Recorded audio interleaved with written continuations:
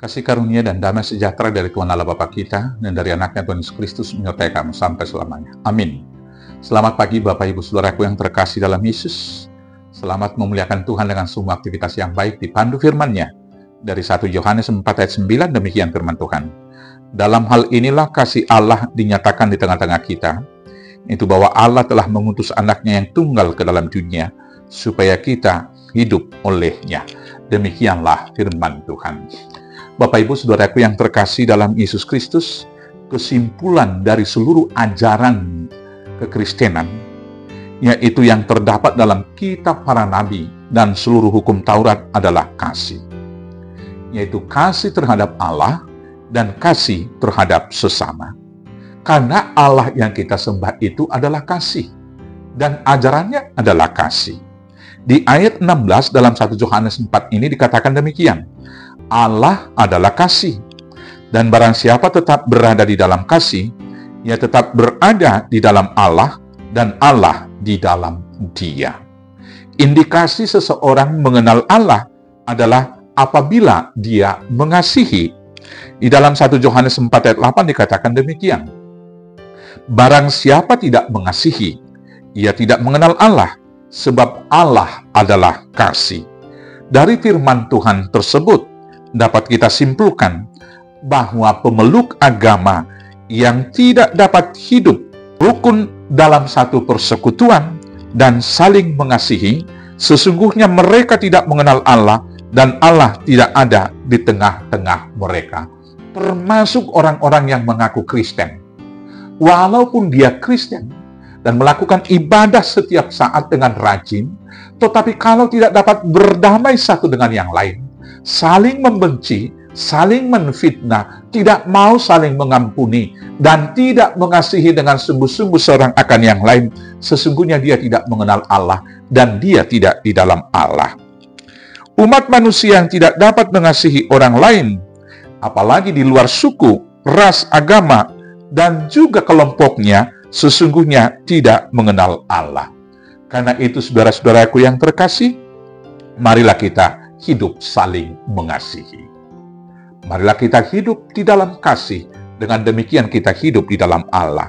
Hidup di dalam kasih yang berarti yang pertama, kita mengasihi karena Allah telah lebih dahulu mengasihi kita. Saudaraku yang terkasih, hidup mengasihi adalah kewajiban dan tugas panggilan bagi kita karena Allah yang lebih dahulu mengasihi kita. Maka kita mengasihi Allah adalah karena Allah yang telah memberikan segala sesuatu dan mengasihi kita. Dan dengan kasih yang dari Allah, itulah sesungguhnya yang memampukan kita, memberangkatkan kita untuk mengasihi sesama. Maka apabila seseorang gagal dan tidak mampu mengasihi sesamanya, berarti sesungguhnya hubungan dan cinta kasihnya dengan Tuhan sesungguhnya sudah rusak. Karena orang yang memiliki kualitas kasih yang baik, kualitas hubungan yang baik dengan Tuhan, pasti akan dimampukan untuk mengasihi sesamanya seperti dirinya sendiri. Maka hubungan kasih dengan Tuhan, supaya itu dapat berjalan dengan baik adalah dengan komunikasi yang intens, yang mesra dengan Tuhan. Kasih itu dapat dijalin dengan komunikasi yang intensif. Maka supaya kasih kita semakin bertumbuh dari sehari ke sehari, maka kita harus berdoa tiap-tiap saat. Memohon petunjuk dari Tuhan, sehingga kita hidup dalam cinta kasih-Nya.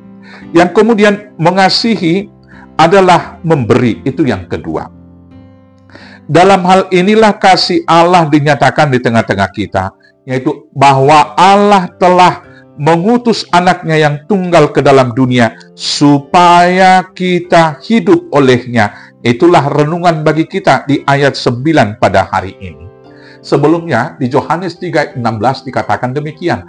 Karena begitu besar kasih Allah akan dunia ini, sehingga dia telah mengutus anaknya yang tunggal, supaya setiap orang yang percaya kepadanya tidak binasa, melainkan beroleh hidup yang kekal. Dari sini kita diajarkan Bapak Ibu Saudaraku bahwa kasih itu berarti memberi. Saudaraku yang terkasih, kasih itu mengorbankan diri, berkorban. Kasih itulah yang dilakukan Allah dalam diri Yesus. yang berbanding 180 derajat dengan tindakan yang dilakukan oleh Adam, yang memilih mengorbankan Hawa ketika menghadapi kesulitan, yaitu menghadapi hukuman akan dosa yang dilakukan.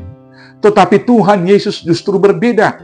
Dia mau menanggung hukuman yang bukan karena kesalahannya, karena kasihnya terhadap manusia. Maka hukuman yang seharusnya dijatuhkan kepada manusia yang berdosa ditanggung dengan rela oleh Tuhan Yesus. Berarti mengasihi adalah memberi yang terbaik.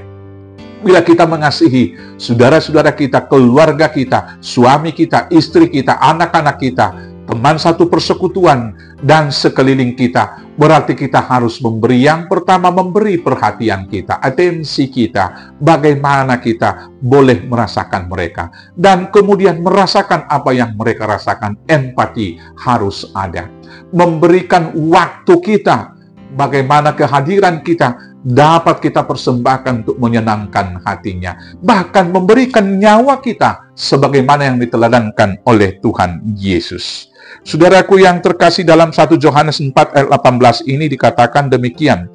Di dalam kasih tidak ada ketakutan, dan karena kehadiran kita itu dapat saling menguatkan satu dengan yang lain. Kemudian kasih itu juga mengampuni. Saudaraku yang terkasih dalam Yesus Kristus, karena kita sudah memberi diri kita, dan kemudian kasih itu dapat mengampuni, karena dikatakan dalam 1 Petrus 4 ayat 8, kasih menutupi banyak sekali dosa. Itu yang dilakukan oleh Tuhan Yesus. Maka hidup rukun, persyaratannya adalah kalau kita mau mengampuni sesama kita. Allah memperdamaikan diri dengan kita adalah dengan mau mengampuni dosa-dosa kita. Maka kita kemudian beroleh anugerah sehingga kita bersekutu kembali dalam damai dengan Tuhan. Yang kemudian saudaraku, karena tidak ada penghakiman dan tidak ada di sana penghukuman, kasih itu tentunya akan memberikan ketenangan. Karena itu dikatakan dalam 1 Yohanes 4 ayat 18 demikian, di dalam kasih tidak ada ketakutan. Kasih yang sempurna melenyapkan ketakutan, sebab ketakutan mengandung hukuman, dan barang siapa takut, ia tidak sempurna di dalam kasih. Saudaraku yang terkasih, marilah kita saling mengasihi, karena Allah telah lebih dahulu mengasihi kita. Tuhan Yesus memberkati. Amin. Kita bersatu dalam doa. Terima kasih Bapa yang baik atas cinta kasih-Mu kepada kami, karena Tuhan menanggung dosa kami untuk menyelamatkan kami. Maka biarlah dengan cinta kasih Tuhan, kami dapat mengasihi Tuhan dengan sungguh-sungguh, dan mengasihi sesama kami seperti diri kami sendiri. Dalam nama Yesus Kristus, Tuhan Juru Selamat kami yang hidup. Amin. Selamat beraktivitas. Tuhan Yesus memberkati. Horas, horas, horas.